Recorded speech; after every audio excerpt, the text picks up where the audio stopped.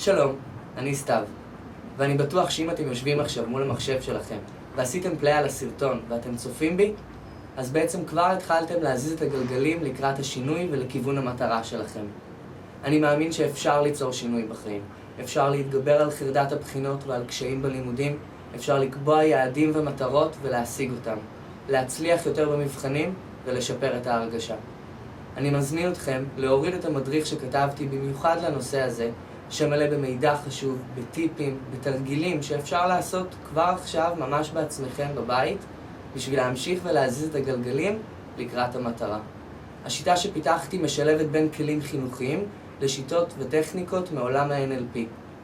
תהליך פשוט, קצר ויצירתי שמשיג תוצאות ואפקטיבי.